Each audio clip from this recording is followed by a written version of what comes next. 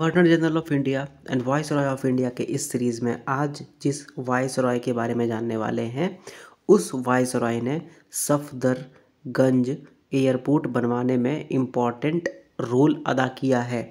आज हम लोग जानने वाले हैं लॉर्ड विलिंगडन के बारे में। ये है उनका चेहरा और अच्छा खासा मूंछ दिख रहा है। ठीक है, तो हम लोग जानेंगे कि उनका बचपन कैसा बीता, यानी कि उनका बैकग्राउंड थोड़ा बहुत जान लेंगे और जान लेंगे कि वो भारत में कब से कब तक वाइस रॉय थे और उनके वाइस रॉयशिप में, यानी कि जब वो वाइस रॉय थे भारत का, तो उन्होंने क्या क्या इंपॉर्टेंट कार्य किया। तो लॉर्ड विलिंगडन जो थे, उनका नाम था फ्रीमैन थॉमस। उनका जन्म होता है 1866 को और मृत्यु हो जाएगी 1941 को।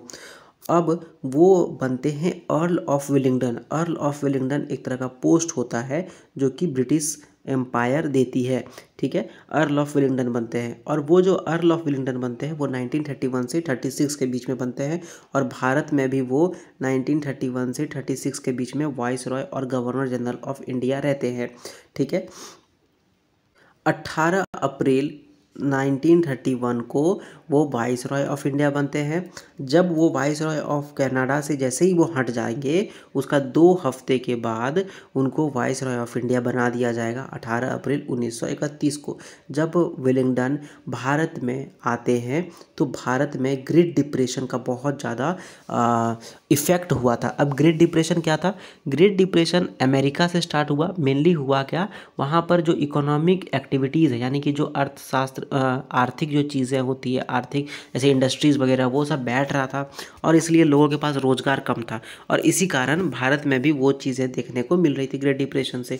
और इसलिए ये देखा गया कि भारत का जो गोल्ड था वो भारत से यूके की ओर जा रहा था, यानी कि भारत में जो गोल्ड था वो बहुत सारे लोग बेच रहे थे उसको, ताकि उनसे पैसा आ सके और उनका जीवन यापन चल सके। ये देख करके विलिंगडन आश्चर्यचकित हो गए। बोले कि यार, ऐसा ज़िंदगी में बस पहली बार हुआ है, मतलब उनके लाइफ टाइम में पहली बार हुआ है जब भारत से गोल्ड यूके की ओर आ रहा है। नॉर्मली क्या होता था पहले, देखो कितनों करो, इंग्लैंड जो था ना पहले बहुत गरीब था, ठीक है, और इंडिया बहुत अमीर था, राजा था इंडिया। लेकिन फिर बाद में अलग अलग हिस्टोरिकल कारण के चक्कर में भारत भी गरीब हो गया। ठीक है, अच्छा, फिर उसके बाद उसी चक्कर में उसी टाइम पे विलिंगडन देखते हैं कि भारत में नेशनलिस्टिक मूवमेंट्स बहुत ज़्यादा बढ़ जाए, राष्ट्रवादी घटनाएं बहुत ज़्यादा बढ़ रही है और उसका हेड कौन था, मुखिया कौन था? गांधी। ठीक है, और गांधी जो है वो तब से स्टार्ट हुए थे जब विलिंगडन गवर्नर ऑफ बम्बई थे, यानी कि बम्बई का भी गवर्नर रह चुके थे और फिर वो मद्रास का भी गवर्नर रह चुके थे। उसी टाइम से ही गांधी जो है वो अपना नेशनलिस्टिक मूवमेंट का बहुत बड़ा नेता बन चुके थे। ठीक है, तो जो ब्रिटेन का इंडिया ऑफिस था, उन्होंने विलिंगडन को बोला कि देखो, आपको जो है वो ज़्यादा बातचीत करने का ज़रूरत नहीं है कि इंडिया का ओपिनियन क्या है नहीं है, उसको वैसे का वैसे रहने दो। ठीक है, और जो ब्रिटेन के साथ काम करना चाहता है, यानी कि जो इंडियन लीडर्स ब्रिटेन के साथ काम करना चाहते हैं, उन्हीं के साथ आपको बस बातचीत करना है। जो ब्रिटेन के साथ बात नहीं करना चाहता, उसको आप जैसे आप उसको डील करना चाहते हो डील करो। ठीक है, अब जो लीडर्स ब्रिटेन के साथ बात करना चाहते थे, उनमें कौन कौन थे? उनमें कौन कौन थे वो तो छोड़ो, उनमें कौन कौन नहीं थे? तो उनमें थे नेहरू नहीं थे और इंडियन नेशनल कांग्रेस भी नहीं थे, यानी कि ये लोग ब्रिटेन के साथ बातचीत नहीं करना चाह रहे थे। इनफैक्ट ये सहमति के साथ नहीं बात करना चाह रहे थे। इसलिए विलिंगडन को लगा कि यार, ये लोग तो मतलब कबाब में हड्डी वाला काम कर रहा है हम लोगों के लिए। तो इसीलिए वो जो है डिसाइसिव एक्शन लेना स्टार्ट कर दिया, ऐसा एक्शन जो उसको लगता था कि यार इन लोग का मनोबल वगैरह तोड़ देगा। सबसे पहले उसने स्टार्ट किया कि उसने गांधी जी को डाल दिया जेल में। ठीक है, और उसी चक्कर में 1932 में 4 जनवरी को सिविल डिसोबीडियंस मूवमेंट भी स्टार्ट हो जाता है। विलिंगडन को लग जाता बहुत ज़्यादा चिढ़, बोला कि यार, मेरा रहते हुए तुम लोग ये कैसे कर सकते हो। उसने क्या किया, कांग्रेस को जो है वो बोला कि ये एक आतंकवादी संगठन है, इसको हटाओ, आउटलॉ कर दिया, यानी कि कांग्रेस के नेता को अब कोई भी पुलिस वाला पकड़ के जेल में डाल सकता है।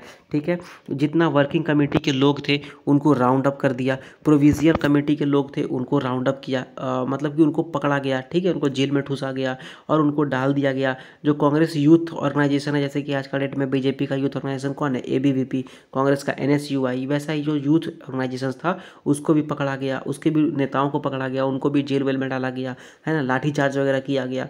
इस तरह करते करते वो लगभग 80,000 भारतीय नेताओं को, भारतीय एक्टिविस्ट को जेल में डाल चुका था। सोचो अब क्या होता है सीन।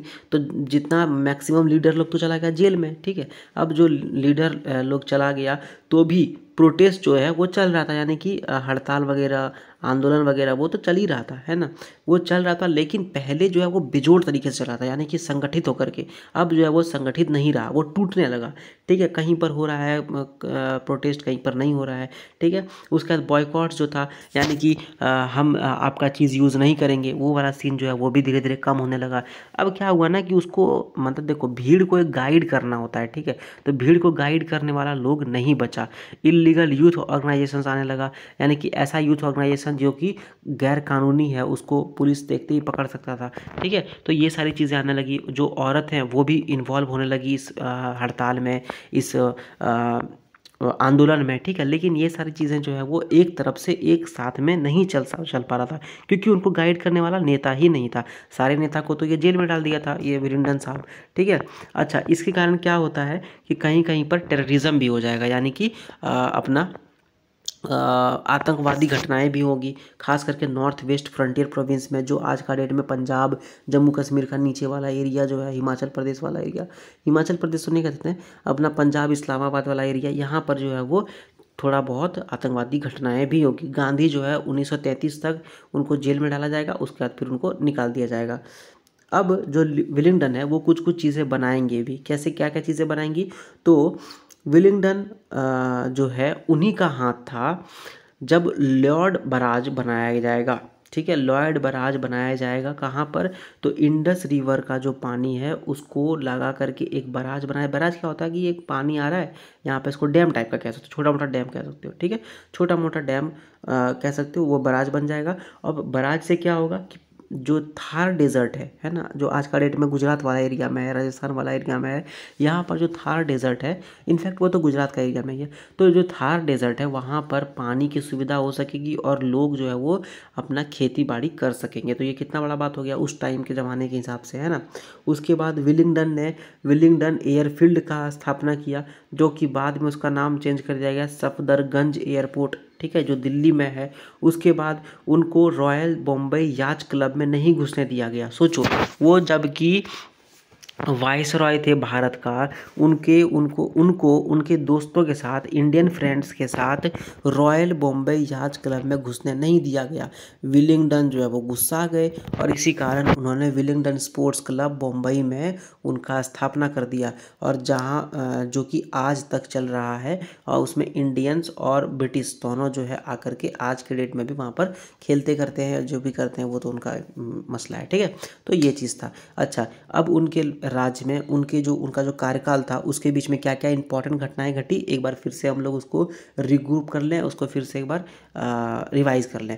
तो उनके कार्यकाल में होता है सेकेंड राउंड टेबल कॉन्फ्रेंस, ठीक है, 1931 में।